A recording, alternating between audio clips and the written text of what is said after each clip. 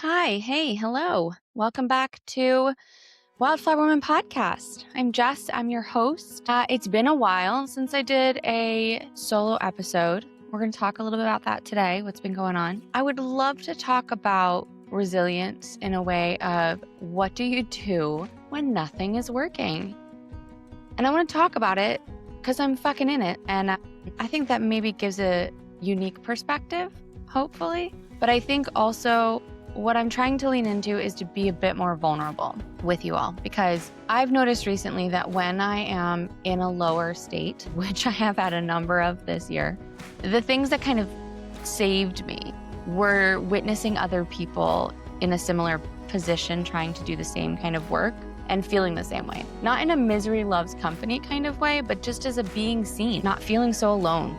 Because a lot of the time this work is lonely. We've talked about it before if you listen. So that's kind of my hope. I want to talk a little bit about the witchcraft stuff that I'm doing, because that's become a very big part of my life, as it always is cyclically. Summer for me is very strong into the green witch side of me, which is a big side. And then hopefully we'll get somewhere. So let's talk about what's been going on. I want to be vulnerable with you. This year's been really hard for me. It's a 1 year collectively, which is building, which, people think one, it's like, 9 was shedding and it was the end, and 1 is brand new. And it is. And also, brand new things are hard. You have to establish them and learn them. It's an initiation. And on top of it, collectively being a 1 year, it is also 1 year for me personally. My numerology follows the collective, which feels like a 1-2 punch, if I'm honest at this very moment. However, I do think it's part of my purpose that I'm meant to be tuned into what a lot of us are feeling in a deeper way.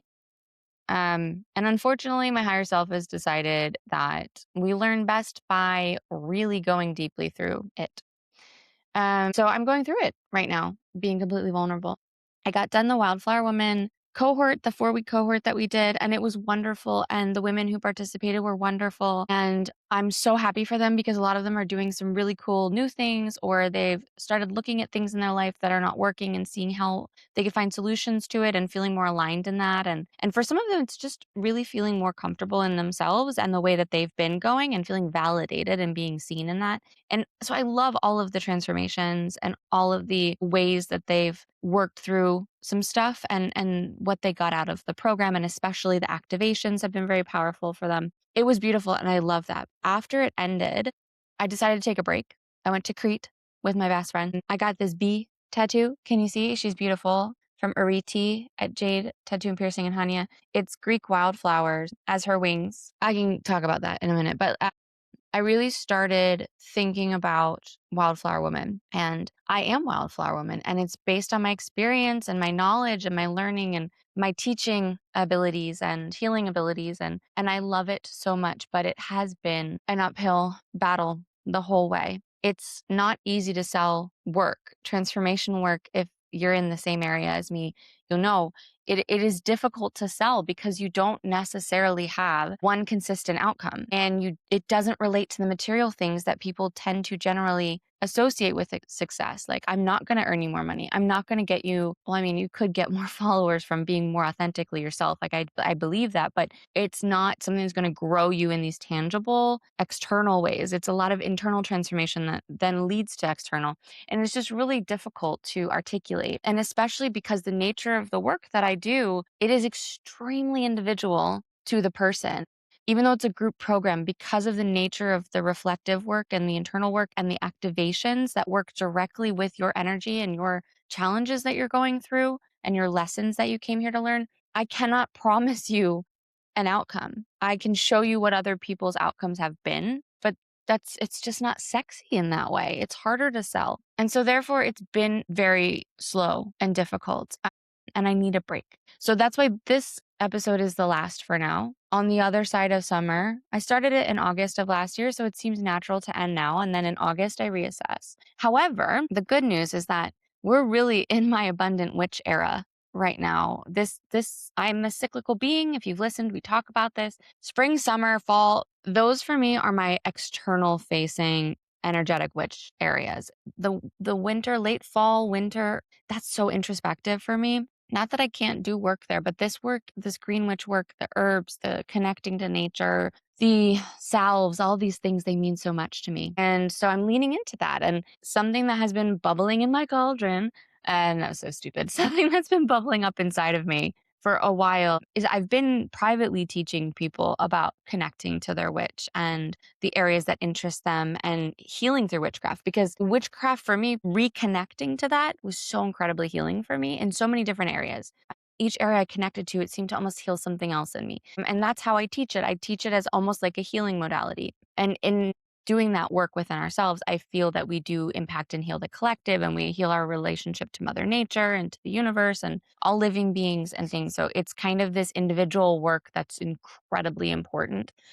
Um, and so I've been wanting to consider how I could teach this again through my own journey, because I really believe that you should not be copying other people's success or other people's ways of doing things. You have to find the gold in your own story and in your own journey. And for me, that healing through witchcraft and this and finding what resonates for me, and I'm building my own system of beliefs that is changeable, that is evolving with me, that is not based on someone else's way of doing things, that has been incredibly healing. The freedom to work outside of systems and create my own, that I wouldn't even call it a system because it does evolve and it does change. Maybe that's part of it, part of the system.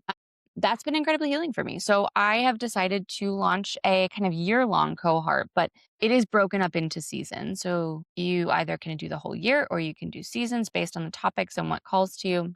It's kind of how I'm playing it out. But it's called Seasons of the Witch. And because I talk all the time about cycles and how connected I am to all the cycles in my life, that's what we work with. We work with autumn and winter and spring and summer as a mode of connecting to yourself, to the different topics that I primarily associate with those seasons. It is based loosely off the wheel of the year in a lot of ways, but it's really just nature in the northern hemisphere. And it's also sticking within my wheelhouse of knowledge. So, will I mention voodoo or more indigenous practices? Yes, I will mention them as an educational, you should know these things, but I'm not teaching them to you. A lot of those are closed practices, and they're also not my area of expertise. I'm not going to teach you anything that I haven't practiced, that I don't know, that isn't open to everyone. And really what that goes back to is connecting to you and your lineage. And I have a very difficult relationship with my immediate family and even some who have passed. So that was what was very healing for me, was finding, how do I work with my ancestors, with my lineage, with my culture that I come from that has been lost? How do I revive that and reconnect to that without abandoning my own needs for disconnection from harmful people and practices? And how do I reconcile my family and my family's history with who I am and what I want to connect to? So there is a lot of that. We're going to be, especially in autumn, the ancestors weave through the whole thing, traditions weave through the whole thing, because I will be encouraging you to find yours and build a relationship with what resonates with you. Because I think witchcraft is very much based on that and keeping that alive, right? And the knowledge that our ancestors have, even the ones who were not such good people, how do we connect to not make their mistakes again? How do we connect to change those cycles, to understand the knowledge that they gained and the fact that on the other side, they're not the person that they were here. They have a different lens now, right? And it doesn't mean you have to listen to everything or do everything, but that's part of the healing. I'm getting off track. ADHD. But yeah, we'll be working a lot in autumn, especially with reconnecting to your lineage and how that works and how you do it in a way that feels good to you. So, Seasons of the Witch. And I'm going to be in August doing a 2-hour workshop called The Story of a Spell, where I'm teaching you my spell method. I do spells when they call. I don't have a routine spell practice in terms of like I do them all the time or I do them for other people. I mean, I do them for other people, but I'm not like an Etsy witch situation yet.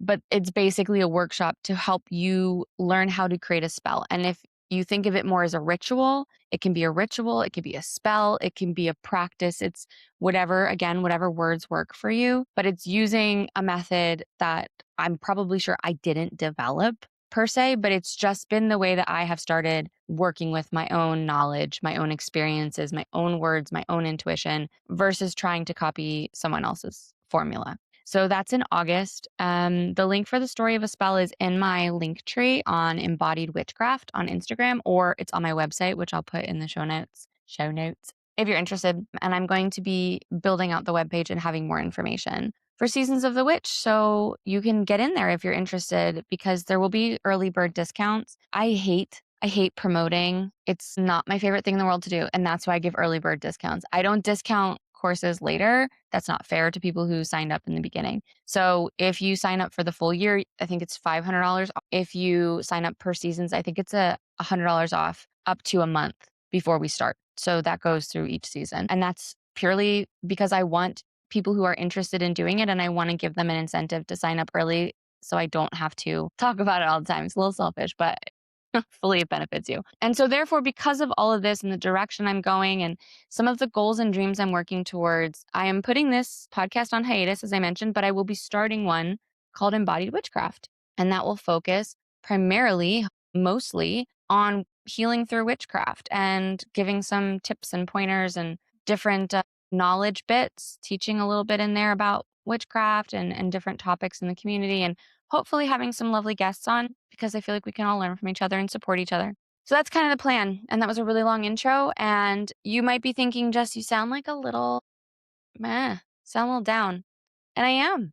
I am. It's like I said, it's been a hard year. I've lost a little bit of my sparkle. And I really would like to get the sparkle back. But unfortunately, sometimes I wish I didn't know astrology, because now I just know what I'm in for. But I have 3 transits going on right now that are basically the astrological equivalent of a midlife crisis. Like, if you really want to predict around when you're going to have your midlife crisis and like maybe what area of your life it's going to affect, look up your Pluto square Pluto transit and find out when that is, and look at what house your Pluto sits in and what house the transiting Pluto is going to be in when it's in square.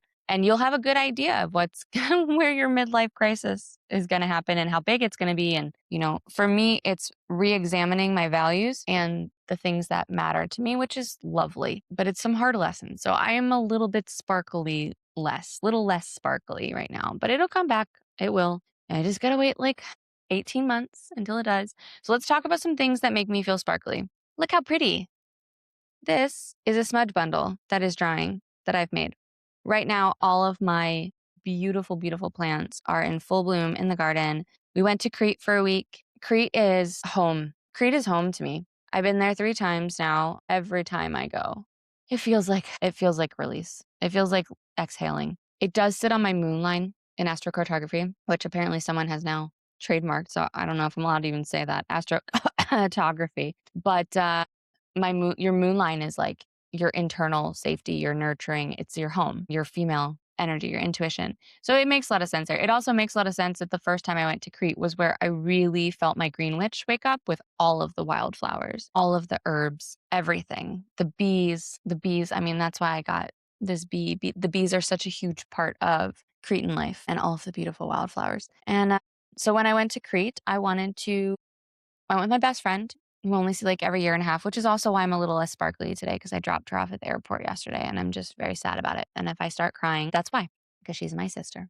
But we went and got tattoos at Jade Piercing and Tattoo in Chania. And I wanted to get a bee, and I wanted to specifically get a bee connected with wildflowers. So I found this beautiful stencil, and Ariti, she did this absolutely gorgeous tattoo. And it has some of the clovers that you see there, and it has these gigantic dandelion puffs that they have there. Dandelions are important to me. It has some dittany, and it has some poppy, anemone poppy, I think it's called, and some of the other little wildflowers. And then it has these little spiral eyeballs, which the spiral method is the way I'm describing the way I make spells. And also spirals are very important in spirituality and in healing in terms of everything's in cycles. Anywho, so when I came home from Crete, the whole garden had just bloomed. It's beautiful. And I have all of my daisies in the front garden are going crazy. So when you have daisies, you have to deadhead them. So when they're in full bloom, you cut the daisy only next to the next node where you see usually they're black, little black like round dot. That's the next daisy. So if it hasn't already sprouted up, you just cut to there. And then you have daisies. I have more behind me. I have so many daisies. I planted a ton. And I use daisies for a lot of things. I use them in salads. I use them in actually fudge. I'm going to put a recipe in a book I'm working on for floral fudge. And it's called Wildflower Magic. I'm working on it. And I don't have to check if another book exists with that name, but don't take it. I said it here. If you hear this and it's not already taken, I'm taking it. And then I use them in smudge bundles. Daisies, of course, like they make me so happy when I see them. And that's exactly the energy they have. It's joy, it's uplifting, it's also purification. And so between my daisies and my lemon balm, which also I have so much lemon balm, and lemon balm is great for anxiety. It's great for luck and love and again, purification. My rosemary bush is also thriving, and so is my thyme. So, thyme is also great for joy and for happiness. So, I made this smudge bundle that I'm going to go pick up my dehydrator that I got for my birthday. Thank you, Caitlin and Emma. And I'm going to put a lot of these, I made like a lot of these bundles, but they're a mix of mostly lemon balm, which will really purify the space, but also bring a lot of energy of joy, love, and luck into the house. And then there's daisies, and this one has some rosemary and some thyme. The rosemary is for remembering the times that you felt joy. Like a lot of times when we feel down, I'm speaking to myself right now, we forget a lot of the joyful stuff in life and the memories. So rosemary is remembrance, also protection. And then there's some thyme flowers in here as well. So I'll dry this. And I just use a lightweight, what's it called? Lightweight twine to wrap it. I wish I didn't have to wrap the flowers in this way if you're looking. Like I wish I could just let them poke out. But not only does that make it really hard to like burn, it's a little bit of a fire hazard because if you've done smudge bundles before, like when you burn them, of course, like the residue, the ash has to go somewhere. And when you have really big pieces of debris, like imagine a daisy head just sticking out and then you burn the herbs and then the daisy head just like falls off. You're not getting any of the energy from the daisy because you're not releasing it. But also like if you dropped it on your carpet, you could burn a hole in your carpet. And I don't want you to do that. So unfortunately, I got to wrap it to all hell, but it is still pretty and it has the same qualities. So you can make smudge bundles out of pretty much everything. I also made them I have avocado plants in the house and they lose leaves like really a lot. And avocado plants are really good, like the leaves, they're really good for focus and clarity. So I collect the leaves from the avocado plants and I wrap those and I make little clarity and focus bundles that you can just light whenever you need a little whiff of clarity or to focus on something. And so there's lots of uses for that. And then the remaining lemon balm that I had, I chopped it up into pieces, stems included, and I put it in a jar to dry. I'm going to make some tea blends and I'm going to make some tinctures. And I'm making all of these things. Anna at the Witchery has offered to let me sell my smudge bundles there. So if you're in Copenhagen and you want to go get one, I'll let you know on my Embodied Witchcraft when they're available there, but they will be there. And then in September, a friend of mine, Christy, who has a really lovely bead company. Let me just look up the name of her company because you should go follow them.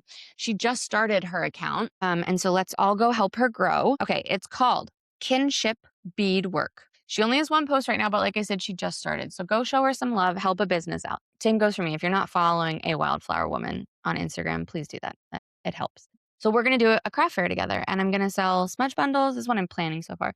Smudge bundles, some room and ritual spray, which is a bit like Florida water. But I'm going to make some different intentional sprays that you can use when you want to cleanse your altar or cleanse your space or cleanse yourself or, use it in rituals or spell work. And then some hydrosols with kind of similar intentions that you can use to like spray your face or breathe in to bring that energy into yourself. I'm planning to do a healing balm that I always do, which is really good for cuts, scrapes, bruises, scars, cracked lips, cracked hands, like in winter. It's really good.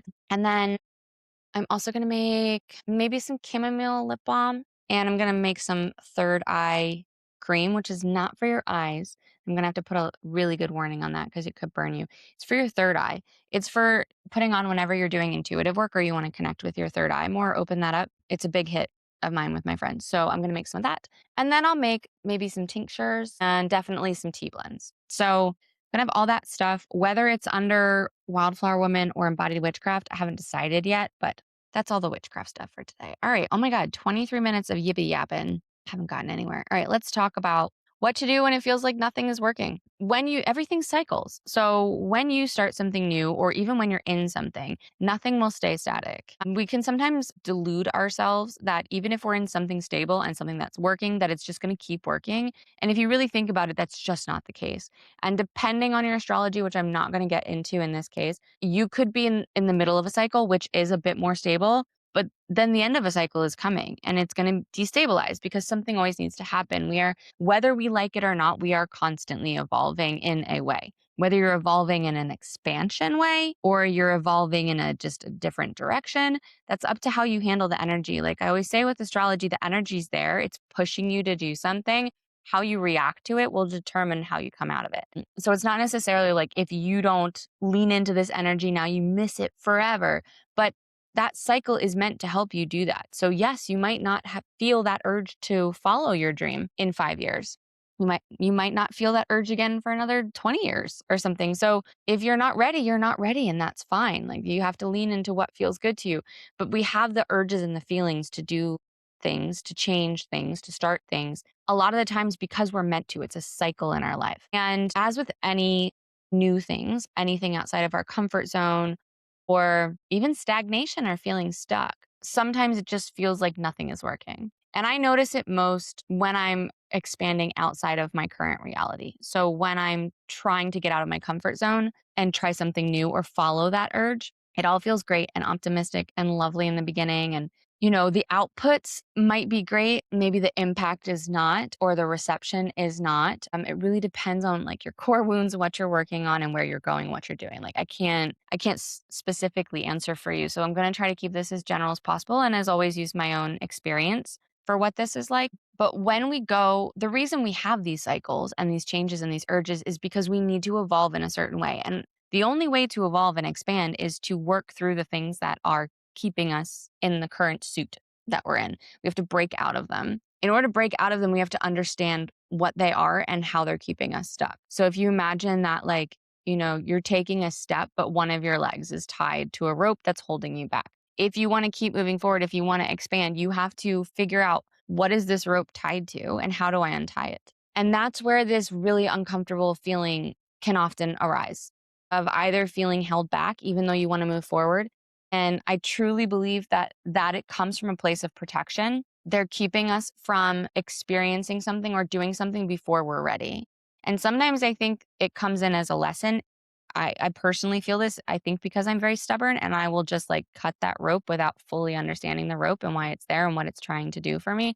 And then I have to get the hard lesson to show me why I was not ready yet. And then I kind of have to go back and do the work anyway. I don't think you ever get out of doing the work. I think it's a pick your poison situation, which is never good. You're going to throw up either way. But just imagine that you have like this rope that's holding you. And so you have to stop and rest.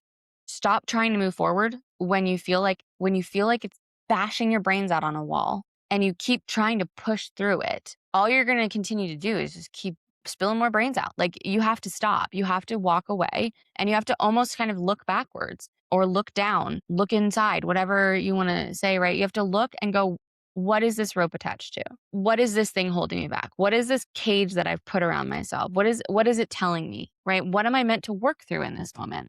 And when you allow yourself to rest is when you allow the information to come in. I was working with one of my clients this week and I was telling her how her left and right side energy, male, female energy, masculine, feminine energy, yin yang, whatever you want to call it, we're not working together. They were not connected. And she was very much in this dominant masculine energy of go, go, go all the time. And so she wasn't able to connect to the feminine, to the intuition, to receive the guidance because there was an energy within her that was dangerous. And so what I was urging her to look at is why do you feel that it's unsafe to be in that resting, receiving, intuitive energy and not this practical, everything I can see and touch and feel and do energy? And what came through from my guides for her was very much like the right side is your doing and thinking. It has experience and it works off of that experience. It has knowledge of what it's seen and felt, and it works off of that, right? But the feminine energy is your remembering energy. It's the intuition. It knows from lifetimes of experience. It remembers from your lineage, from your ancestors. It hears from your higher self and from your universal support, your guides, angels, whoever your God, creator, whoever you're working with. So you have the thinking and the remembering. And in an ideal situation, when we're more balanced and connected, they work together. This side has the practical and the know-how based off of our earthly experience, our earthly knowledge, and what to do with that, right? The going forward, the putting it into action. But a lot of knowledge and a lot of different ways of doing things and things that are probably more aligned with where we want to be or need to be are in the remembering side, in that feminine. So in an ideal world, they're working together. This side is going, this is my experience. The right side is going, this is my experience. And the left side is saying, and this is my remembering. And when we combine those two together, we get a deeper picture and a more understanding of what we need to do, a better understanding. So a lot of times what happens is that we're just living in this thinking, doing energy and not in the remembering. So sometimes all we have to do when you feel like nothing is working is take a break. I have to remind myself of this all the time. That's why I'm filming this today. I'm going for a run. I'm going for a swim, and I'm going to take it easy because I just have been crying off and on for the past 2 days, feeling like, what is the point? I'm tired. I'm exhausted. I don't want to do this anymore. I just need something to start working. And that's a huge sign if you're feeling the same way. Just take a break. It doesn't have to be forever break. It probably will feel a little unsafe because you're so much in this right masculine energy that you feel like you have to keep going or you're going to fall way behind or it's just going to not work if you don't keep going. But really work with yourself, speak kindly to yourself, give yourself grace, and know that sometimes you have to stop. If you think of weightlifting, if you weightlift every single day to get bigger muscles, say resilience, well, let's compare this to our resilience, right? Building resilience in ourselves is important. But just like a weightlifter, you cannot go to the gym every single day. You require rest. Your body requires rest to build and to repair, right? So you have to think of your resiliency like that. If you want to be resilient, you cannot burn yourself out. You can't. You'll go backwards on your resiliency. You become less resilient when you burn yourself out. So building in these periods of rest when you feel that halt, that feeling of being held back, that should be part of your practice, Jessica. That should be part of your practice. It's really important. So just stop, breath, do something that fills up your cup, something that brings you joy, something that makes you happy. Like I'm going swimming because I really feel this innate need of washing off whatever this energy is that I'm letting go of. I know that I'm letting go of some energy right now. I've been working on some stuff with my ancestral line. And I think a lot of that is affecting me right now. I need to go wash it off. So if you feel like you need to go wash stuff off or you have to do a releasing ritual, it doesn't have to be like crazy involved or ceremonial. Like my releasing ritual for today is to just go swim into the water, the moving water, and ask it to wash away any energies that are ready to be released that no longer belong to me. That's it. I'm not doing anything super like, ceremonial. I do like ceremonial magic, but I just have to feel called to it. Same thing with running. I'm going for a run, which I don't love, but I'm going for a run because I can feel my body needs to move this energy through. A lot of times we're sitting at a computer and we're just trying to work on the computer and we're not moving the energy. So sometimes it's as simple as just taking a walk for half an hour and listening to music or a podcast you like or listening to birds. Go out into nature and listen to birds. That's so healing. Just take a break. The other thing is that when you feel like nothing is working, it can be quite hard to re-examine what you're doing, especially if you're like me and you have something in your mind of how you think it needs to go. But we can never truly know how is the best way for us to have something, or if we even are supposed to have it, if it even is best for us, if it's even planned for us.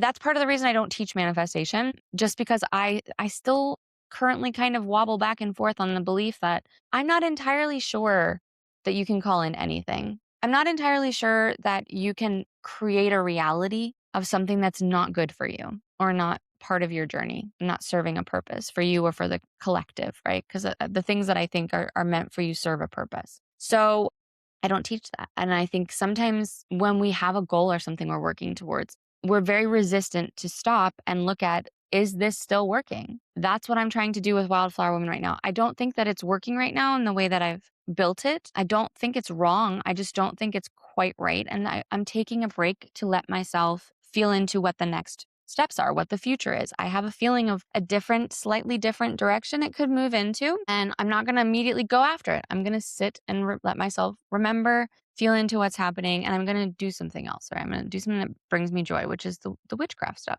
So sometimes it's just a pivot. Sometimes it's releasing something that you really thought you wanted. And what comes with that work is the examination of, did I ever really want this in the first place? And again, I'll use my experience with this. Wildflower Woman started off as a authentic branding company to combine somatic healing, astrology, and branding. No one thought that made sense. I thought it made sense. The people who knew what I was talking about when I talked to them thought it made sense. The people who went through Wildflower Woman made sense, fully understood it, got it. The program, for all intents and purposes, was a success, but there was always something that felt too small for me. And I realized a bit that I think I've been holding on to, and this could change by the end of the summer. I might rest, and this is not how it is, but this is just where I am now. And I'm sharing with you out of I want to be more vulnerable about this so no one feels alone if they're going through the same things. It feels a little bit like I was trying to hold on to part of my old identity, the marketing expert.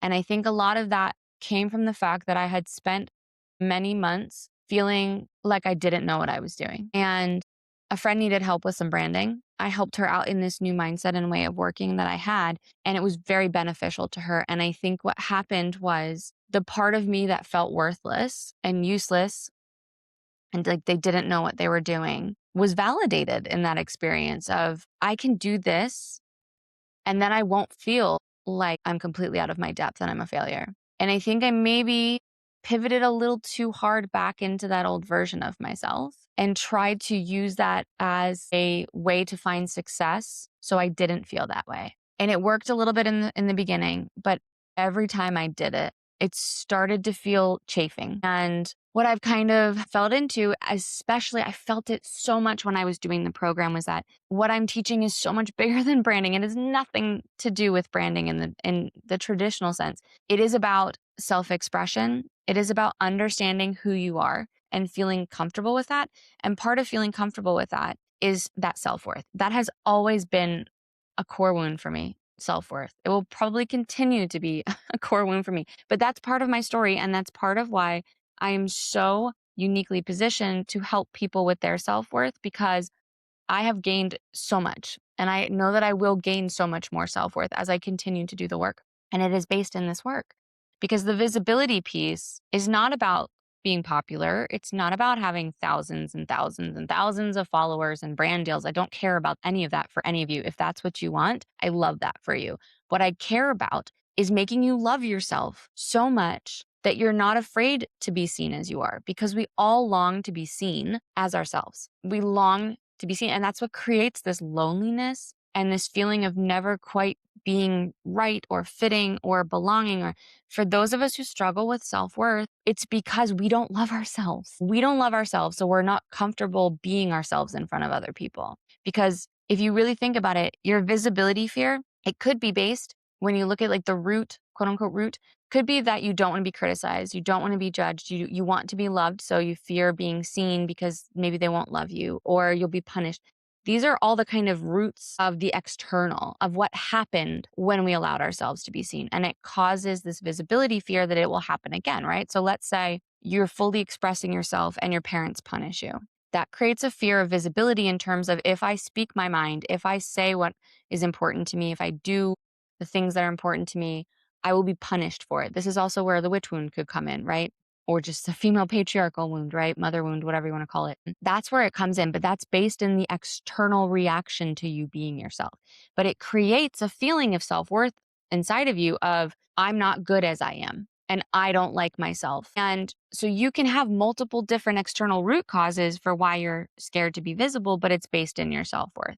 So for me, I've just really realized that I haven't talked about that. I've only talked about authentic branding in terms of visibility, and I've helped women to work through that fear of visibility from the external root cause, but I'm not addressing what I think is quite possibly the most important thing, which is I want you to love yourself so much that you can't help but be yourself because you don't care if you're going to be quote unquote punished. You're an adult now, so you're not going to be punished in the way you're thinking. You don't care if people criticize you. You don't care if things don't work out because you love you and you love what you're doing. And that's not a smooth ride, as you can see with me, because you still feel these things because you have to work through them, right? So sometimes, again, back to the original point, you have to look at what are you doing and is it actually meant to be what you're doing? Is it actually working? And again, it's hard because it forces you to admit maybe that something's has to go or it has to change and you have to start over, and nobody wants to start over, right? Like that's, especially if you've been doing so much work and then you have to start over. God,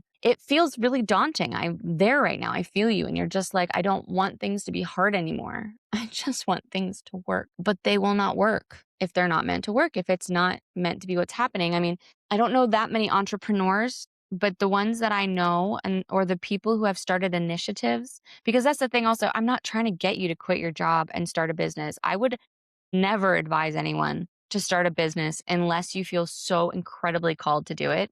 It's really, really fucking hard work. I'm not going to be like, yeah, just start a business. It's not easy. It's not a joyride, and it's going to force you to go through all these things. So if you feel called to doing it, I want to support you in that. And I can commiserate with you. I'm going through it, but I'm not doing any of this work to tell you to go quit your job because that's the best thing for you, because it's not. That would be horrible to make someone help someone quit their job if that's not what they want. So initiative, anything that you're doing that's new. You might go through many, many iterations. A lot of these entrepreneurs, they don't find the thing that clicks, that feels aligned for them until years and years in. You have to play the long game and you have to be in it.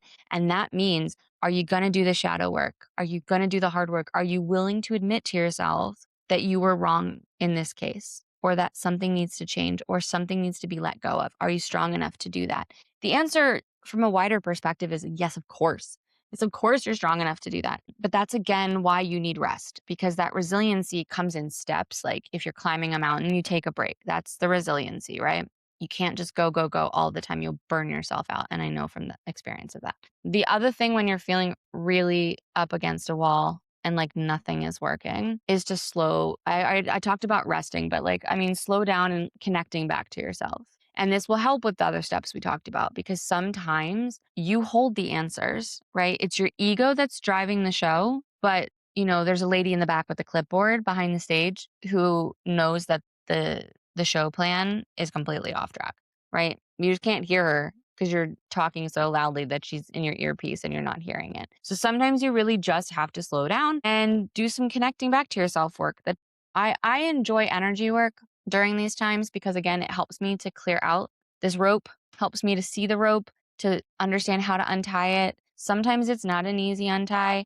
Sometimes it's untying one knot, the rope moves a little bit, then you get another knot. Like that's a real possibility. So again, it's a spiral. Don't think it's a untie and go situation. It's not always that. A lot of times there's 10 knots and you have to untie knot after knot after knot. You untie one, take a few steps, untie another, take a few steps until you finally release. And I think when it comes to releasing, this is real all over the place today, so I hope we're following along. When it comes to releasing things, I'm not entirely convinced that you can just release something because you want to. And that's one area I fully disagree with witchcraft in, is that you can do a releasing ritual and it's released. That's why I combine the somatic with witchcraft, because I don't think that it works that way.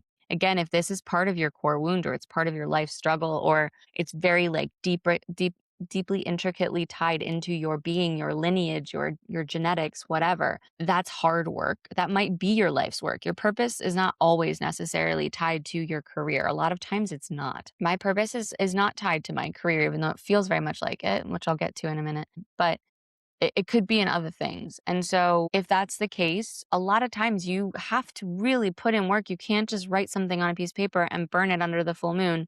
Don't get me started on that either. I feel like that's not the right time to do it. But anyway, like you can't do that and then just be like, okay, all better. Now it's gone. Because you'll feel it's not. You can't do that false positivity crap. And you can't pay someone else to do it either. You can't go to an Etsy witch and be like, I don't want to feel like I'm not worthy anymore. Can you do a spell for me to make me feel my self-worth? Like, she can do the spell, and I guarantee you what will happen is you're still going to be shown all the ways in which you don't feel worthy, so you can work through it before the spell will take place. I think that's why spells are not necessarily like, this will be done in 3 days. You can do the spell, but what I think you're doing is calling in the information that you're going to need to get to that outcome. And again, if that outcome is in your highest interest, along the way, you might find that it's not. And that's again why you examine the stuff, because maybe this is no longer what you want to do, but you just feel like you have to stay committed to it. So take a break. I like to do energy work. When I go inside, I do meditations, but it's really hard for me to meditate when I'm in this headspace. So I actually just go into nature a lot. Again, going in water is great. Taking hikes in forests, forest bathing, just spending some hours sitting in a forest or walking in a forest completely in silence, no music, no podcast, nothing. That will heal a lot of your problems. So definitely do that. The last thing I'll mention, again, going back to my purpose, is that a lot of times when one area of our life is not working as we want it to, because again, remember, it's always working in our favor, but us and our own knowledge, our limited knowledge, and our ego, a lot of the times think it should be working a different way. A lot of the times we focus on that area and we forget the bigger picture and we forget what's actually important. So if your career is facing a lot of problems, if your business isn't working, again, take that step back, take that rest, and take a catalog of everywhere else in your life that's wonderful. All the experiences you have that are wonderful, the family members, the love, like there are things that are wonderful in your life. You're just not thinking about them or experiencing them because you're so focused on the stuff that's not working. And it's again a little bit of maybe this is just me talking because this is part of the work I'm doing right now in terms of reevaluating what matters to me. But maybe the thing that you're working on, you're putting a lot more energy and emphasis into something that's actually, it doesn't really matter. Like it matters, but it's not as big as you're making it. I love helping people and I love being a service or a teacher for spirit. I love that side of my life. Growing my Instagram following so that I can help people feels like a really big thing to me, like something I really need to do, right? But when I take a step back, all of the people that I've helped actually have not come from Instagram. They've come from word of mouth or from meeting them. So, in all actuality, maybe that's just not going to be my platform, or maybe it's not my platform right now, but I'm putting a lot of emphasis on that not working. It's not working for a lot of people. This is not an isolated thing for me, right? But I'm kind of forgetting that like I have weekly somatic client. I have people I'm working with on witchcraft stuff. I'm building something new. I have a beautiful family. I just got back from Crete. My house is wonderful. I have a beautiful garden. There are so many things in my life that are actually in reality so much more important to me, you know? Like my business will either work or it won't. That's the reality of it. I could go through 500 iterations of the business and it still might not work. I just don't know. As long as I'm still willing to invest in myself and invest in the future, I think is for me, I keep doing that. Right. But I have to also be super realistic. Sometimes it's a little bit of tough love of like, you're being a baby. You're being a baby. Something in your life is not working. And if you're able, sometimes it's a big deal. Right. But sometimes it's not. And when you take a step back and you're like, why am I making such a huge deal about this? And the reality is it probably feels like a huge deal. It feels like a huge deal. But that's why we have to like fact check and reality check ourselves sometimes of like, your feelings are not always truth. And again, because you're probably working through something, that's why it feels like monumental because it's some sort of gate. It's a knot in the rope, right? That's why it feels huge, but don't wallow in it. Don't stay there forever. Let yourself express it, get it out, dance, go for a walk. I told you I had 2 big cries. Do it, but don't sit in it, right? Then you just start to think. Okay. As a somatic person, I will always tell you to feel your feelings. You have to feel them. I believe they're messages. They want us to recognize things. They want us to release things. The cry that I had this morning was not tied to anything. I mean, of course it was tied to something because I feel like crap, but there was no thing that triggered it per se. Actually, there was something that triggered it. There's a video I saw that like this woman was talking about how she has to get her business working. Because also that's the other thing. You know, whenever you're going through something, I don't know if you're the same as me, but you go on Instagram and like all of your reels have to do with that thing that you're working through. Which again, I know the algorithm like will do based on your watching experience, but like I don't watch anything on one of my accounts. And I went on there today just because I was sad. And then this video comes up that's like this woman, yeah, and she's saying like I need more clients, I have to grow my business. I don't know if my business is going to work. And then there was a picture of her as a little kid that just said, "We have a business," like really excited. And so that, yeah, that triggered me because sometimes also like I'm being all adult and freaking out about this. And like I would have never imagined that I would own a business and that I would be brave enough to do that. Like, yeah, of course, my inner child's like, holy crap, that's cool. So that set me off. So sometimes you just have to cry it out, right? Sometimes you just got to get it out. It's just energy leaving the body. But then you have a choice. What do I do now? Do I sit in it? Do I wallow in it? Do I continue to be a victim of my circumstances of, oh, woe is me. Everything is hard. Nothing is working. Everything's working out for everybody else. Meanwhile, I just keep doing everything and it's just a challenge and it's hard. And yeah, but you're not a victim of life. You're a participant in life and everyone has their different challenges at different times. Again, another reason why I would never read a general sun horoscope of like Taurus, this is going to be your year. You can't say that. Everybody has their own very individual, intricate natal charts, which have lessons built into them. This might not be your year. It's certainly not going to be a huge year for me. And I know that. So don't delude yourself. That's part of the other thing, I guess, is like if you are reading those things, because I saw a post the other day where like this woman was saying, like, Taurus, this is going to be your year. And then it was like a montage of how it absolutely has not been a year for Taurus. And like, yes, I know that there's something with Jupiter in June that's coming up, which should bring, expansion and new beginnings and things. I get that. But Like if you have a Pluto square Pluto, like Pluto square your natal Pluto, mission realignment, midlife crisis, transition going on, I'm probably not going to feel that in the same way as everybody else because I got a bigger thing going on. And so if you feel like, oh, it's going to get better, it's going to get better, and it just keeps never getting better, yeah, then you feel like, why me? Woe is me, right? But look at the bigger picture of the world. Chances are that you're not located in Palestine or Gaza. So the real issues, you're probably okay. You're just uncomfortable and it sucks. And again, I say this with love. This is like a little pep talk to myself as well. I'm going through it too. That's why I'm filming this episode. Anyway, that was like not the most uplifting way to end my advice, I guess, but it's just not my energy today. And I'm going to keep it real. I'm not going to pretend like I don't have the energy to be, I look like Joe Dirt or something with my slicked back hair. I do not have the energy today to be positive, super positive, Jess. But I am positive. It's going to get better. I think that'll be my last parting thing on this. Like everything is cycles, like I said in the beginning. So everything will be fine. It'll be fine. Just remember that and keep going. Take a break, but don't give up unless it's again a situation of like you need to pivot out of something or change something. But then give yourself time to sit with it. Don't just pivot, run with it. Pivot, run with it. Like give yourself time to do it properly and to really feel into it. And also, it's summer. Have fun. Remember, life is meant to be fun most of the time. And all these lessons are for our benefit. I fully believe that. It doesn't mean they're not hard. Your guides are always with you. You can always reach out to them. You can ask for a sign. You can ask for support.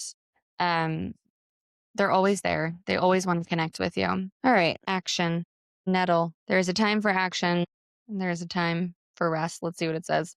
It was upside down, so let's see. Reversed, nettle, which is action, with fire and snake, ruled by Mars and Pluto. The reversed is impatience, hot-tempered, frustration, overwhelm, crusader, and reckless. They're associated with Loki, whose magical fishing net was made from nettles. Cool. Okay, I'm going to read you the guidance. Warrior Mars is a representation of our will to survive, protect, pursue, and act. Physically, the elemental fire within nettle activates to purify and strengthen. Emotionally and mentally, it directs ambition, sharpens intellect, and ignites leadership. On a spiritual level, nettle has the power of snake medicine, granting us the power of fire to transmute and protect. Nettle medicine teaches you on a personal level to be strong, protective, and able to handle life in its complexity. You meet difficulties with patience and confidence. This allows for emotional maturity and avoids frustration. Don't withdraw your energy in the face of discomfort. If you have drawn this card today, there is a need within you to transmute some action, thought, or desire. Release the outer skin of your present identity and draw upon the powers of fire to lead and act. Well, if that wasn't effing perfect, I don't know what is. So yeah, don't try to get out of it. Just be uncomfortable, but transmute the energy. Again, like I said, go do something to shed that skin. Listen, work through it. Know that the action will come again. Jesus. Know that the action will come again. You'll be moving again at some point. But right now, that action needs to go inward and it needs to rest a little bit and let you do the work that you need to do so that you can move forward again with that cage, that skin gone, so you can grow and you can expand. So, message is clear, everybody. Take a break, but don't run away. Don't give up. Just allow yourself to go through what you're going through right now. If you're going through this episode might have been entirely for my own expression, but I hope not. I hope that this reaches somebody who needs to hear this episode. So for now, for this season, I want to let you know how thankful I am that all of you have been with me on this journey. I'm just shedding a skin, and hopefully I will be back. I will be back in a different form. But in the meantime, you can follow me on socials. I will still be active there. If you're interested in the witchcraft stuff, go check out Embodied Witchcraft. The link in my bio there has information about my upcoming stuff going on there. And then I will be putting out a new podcast, maybe next week, let's see, where I will solely focus on healing through witchcraft and connecting back to yourself and teaching a little bit about the practice that I've developed and how you can develop your own. But hopefully you'll be interested in joining Seasons of the Witch if that calls to you. I would love to have you as part of the program. Reach out to me if you have any questions. I hope you all have the most amazing, transformative, beautiful, abundant summer period ever. And I will talk to you on the other side in one way, shape, or form. Love you. Bye.